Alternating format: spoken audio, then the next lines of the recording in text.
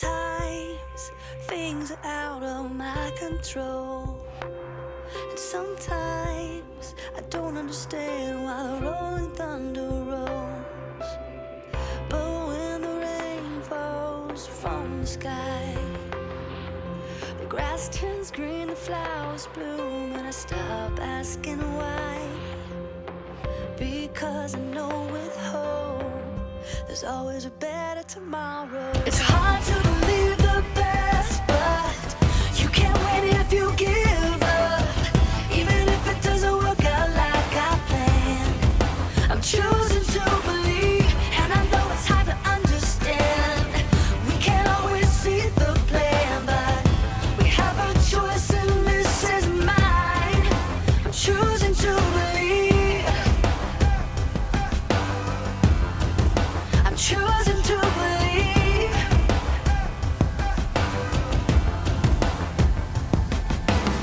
When hard things start to come my way, and when it's hard for me to see a brighter day, then I see a rainbow in the sky. I can feel the love around me. I feel like I can fly, because I know with hope there's always a better tomorrow. It's hard to believe the best, but you can't win if you give up. Even if it doesn't work out like I planned, I'm choosing to believe, and I know it's hard to understand. We can't always see the plan, but we have a choice and this is mine. I'm choosing to believe. It's hard to believe the best, but you can't win if you give up. Even if it doesn't work out like I planned, I know it's hard to understand, and we can't see the bigger plan. We have a choice, and this is mine. Sometimes things are out of my control, and sometimes I don't understand why the rolling thunder rolls. It's hard to believe the best, but you can't win if you give up. Don't give up. Even if it doesn't work out like I planned, I'm choosing to believe, and I know it's hard to understand. We can't always see the plan, but we have a choice and this is mine. I'm choosing to believe. I'm choosing to believe. Yeah. I'm choosing to believe.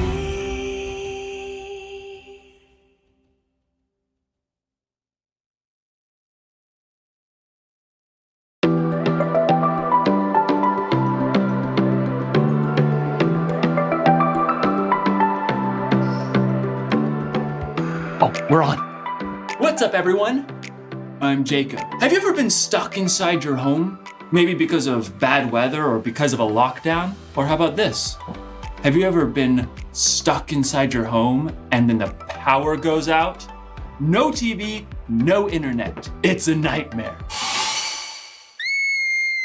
But it doesn't have to be all that bad. You can figure out something to do like a jigsaw puzzle. You see, puzzles can help us understand hope. Hope is believing that something good can come out of something bad. Now, usually a jigsaw puzzle comes in a box with a picture of the finished puzzle. This one, however, came in a bag. Guess I'll have to wait until I'm done to see what I'm working on. Let's see. Ooh. It looks like an eye. So the final picture will have a creature of some kind. Maybe a bunny rabbit, boing, boing, or a squirrel. I'm a squirrel. Or maybe it's not any kind of animal I've ever seen before, like a hairy monster that has like 8 legs and 6 eyes and is super furry. You know, it's hard to tell what the full picture will be when I'm only looking at one piece. Now the one piece looks like it's looking at me. Stop looking at me. In today's story, we'll hear about a group of people who expected something to happen, but they only saw one piece of the puzzle. I see you. The Bible. It's 66 books of history, stories, letters, and poetry that fit together to form God's one big story. The epic adventure of how He created us and loves us so much that He made a way to rescue us. As we travel through the Bible, from Genesis to Revelation, we discover people who met God and found their lives changed forever. Now, for an amazing story. Inspired by the book of John, chapter 12, verses 9 through 16. When Jesus raised his friend Lazarus from the dead, news spread quickly. Many people believed in Jesus, and the religious leaders flew into a rage. If we let Jesus keep doing this, everyone will believe in him. He'll cause so much trouble, the Romans will come in and take over. So, it's decided. We will remove him.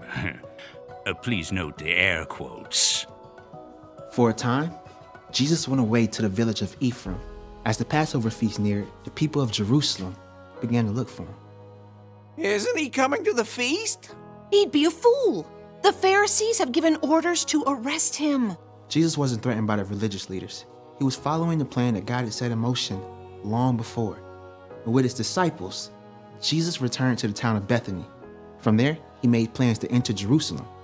He told two of his friends. Go to the village ahead of you. As soon as you get there, you'll find a donkey tied up. Her colt will be with her. Village, check. Donkey, check. Colt, check. Untie them and bring them to me. Untie. Wait, what? We can't just go taking someone's donkeys. Anyone says anything to you, say that the Lord needs them. The Lord needs them. Check. And the owner will send the donkeys right away. We're on it. The disciples had entered the town, just as Jesus had instructed them. Well, there they are. And now we will just calmly untie them like we walk off every day with donkeys that don't belong to us. No biggie. Hey! Those are my donkeys. The Lord needs them. Oh, well, in that case, just remember the big one kicks real bad. And she likes figs.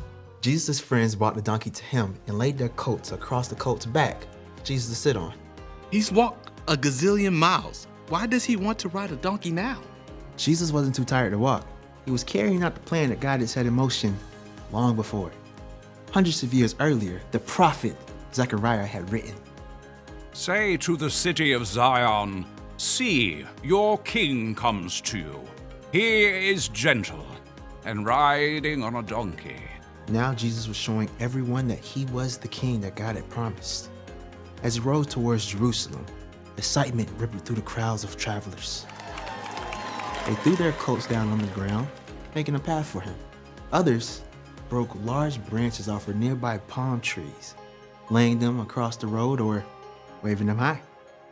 Hosanna! Oh, blessed is the one who comes in the name of the Lord. Some people ran ahead of Jesus as others streamed behind in a joyful, glorious parade. Hosanna!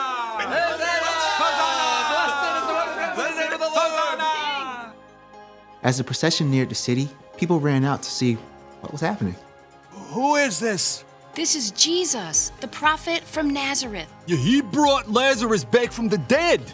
In all the excitement, though, one group of people was not pleased. The religious leaders. This isn't getting us anywhere. Look how the whole world is following him. Don't worry. I've got a plan A plan? to remove Jesus. Oh, right. The air quote. He won't last the week. But God was still at work, and nothing that anyone could do would stop God's plan to save the world.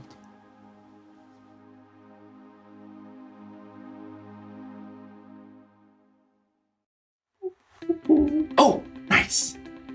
Oh, hey, I didn't see you there. So anyway, many people believed Jesus was the Messiah, the Savior who came to rescue them, and they were right. But they thought that meant that Jesus was going to take over right then and take over as their king They were about to be very disappointed.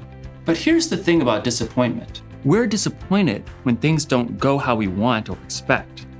We're disappointed when we don't get our way. But you've got to remember, when it comes to life, we can only see